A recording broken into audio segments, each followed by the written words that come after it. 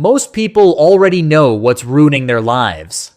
They know exactly why they're tired all the time, why they can't focus, why they start things and never finish, why they feel ashamed looking at themselves in the mirror.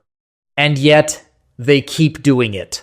They say things like, "I'll stop tomorrow. I just need more motivation. Once things calm down, I'll change." That's a lie. Not a lie to others, a lie to yourself. Because if knowledge were enough, you'd already be disciplined. If motivation worked, you wouldn't need another video. And if comfort led to strength, modern people would be unstoppable. But look around. People are weaker than ever. Mentally, emotionally, spiritually, they're overstimulated, distracted, fragmented. They wake up tired. They scroll instead of building. They consume instead of creating. And at night, when everything is quiet, they feel the weight of wasted potential. This isn't an accident. Modern life trains you to avoid discomfort at all costs. Food without effort. Pleasure without intimacy. Entertainment without meaning. Validation without achievement. And every time you choose ease, something inside you erodes. Discipline doesn't disappear overnight. It dies slowly through negotiation. Now let me tell you about Ethan. Ethan isn't weak because he lacks intelligence. He isn't lazy because he hates effort. He's weak because he never learned how to command himself. Ethan is in his early 20s. Physically average. Mentally scattered. Full of ideas he never executes.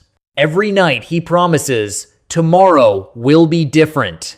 Every morning he breaks that promise. Gym plans abandoned. Books half-read.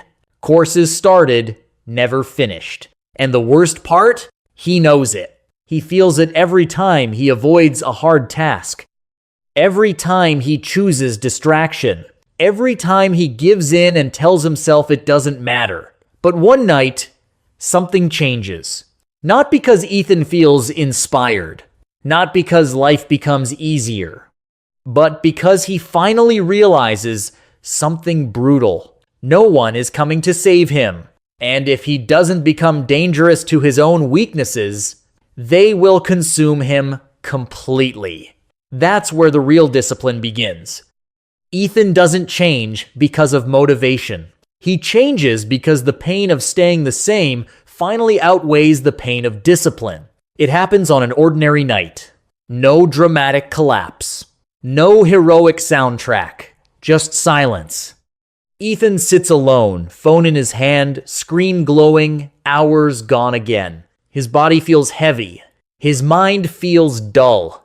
And for the first time, he doesn't distract himself from that feeling. He lets it hit. The realization is sharp and unforgiving. This isn't bad luck. This isn't society. This isn't childhood trauma. This is choice. Repeated. Daily. Every skipped workout. Every just 5 more minutes. Every excuse dressed up as self-care.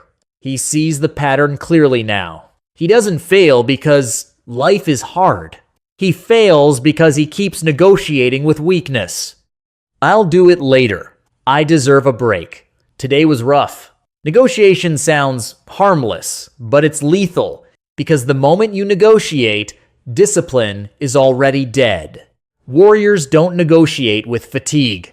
They don't debate with fear. They don't wait to feel ready. And Ethan understands something that night that most people never accept. You cannot build strength in a life designed for comfort. So he makes a decision, not a goal, not a plan, a rule. From now on, when resistance appears, he moves toward it. No thinking, no analysis, no mood checks. Alarm rings, he stands up. Urge to quit, he continues. Discomfort appears, he stays. Not because it feels good, because it feels necessary. The next morning, his body screams. His mind begs for mercy. "This is too much. You can start tomorrow. One day won't matter." Ethan doesn't argue. He moves anyway. That's when the shift begins. Not physically, mentally.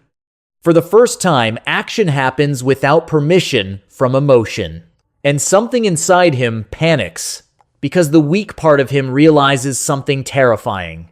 It's losing control. Discipline isn't built by intensity. It's built the moment you stop asking yourself how you feel. That's the line Ethan crosses. And once crossed, there's no going back. Ethan quickly learns something uncomfortable. Raw effort won't save him. The first few days, adrenaline carries him. He wakes up early. He trains hard. He cuts distractions. But by the end of the week, motivation fades exactly like it always has. This time, though, something is different. Instead of panicking, Ethan studies himself like an enemy. He notices a pattern. He never fails during the action. He fails before the action. At the moment of choice, the moment where the mind whispers, "Not now. You can do it later. You've done enough." That's when he realizes the truth. Willpower is unreliable. Systems are not. So he stops trying to be strong and starts being precise. He builds rules so simple they leave no room for debate. No dramatic lifestyle overhaul. No heroic routines.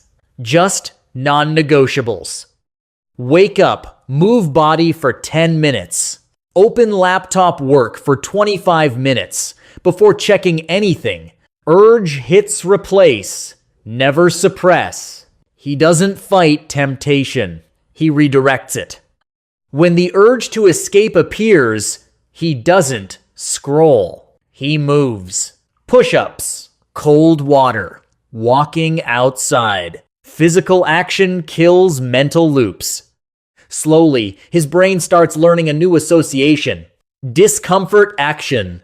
Urge movement. Resistance progress.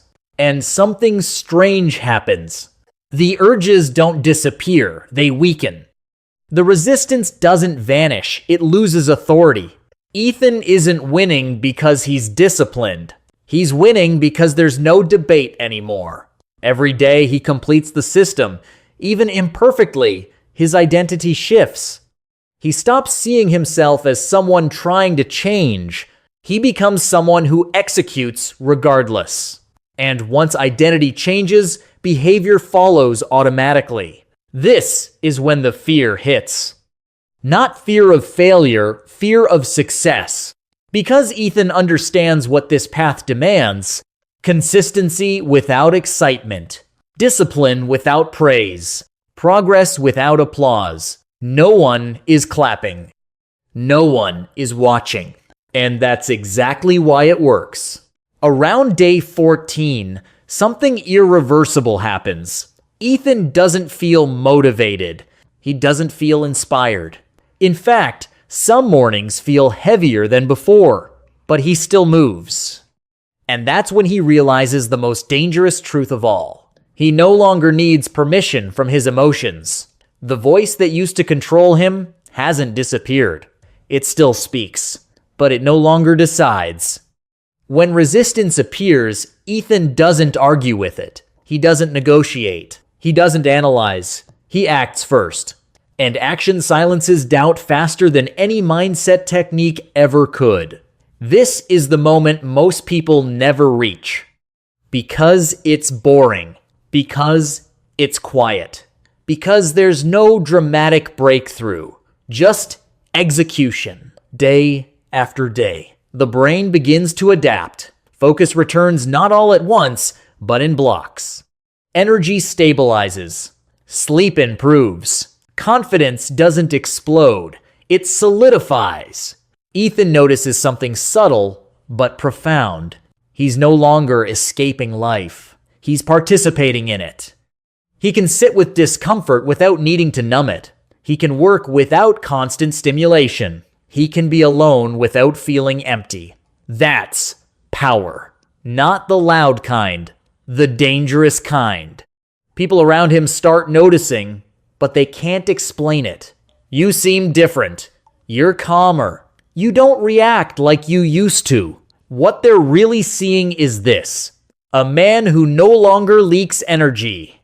Because discipline was never about forcing productivity. It was about closing the exits. No more constant dopamine hits. No more running from discomfort.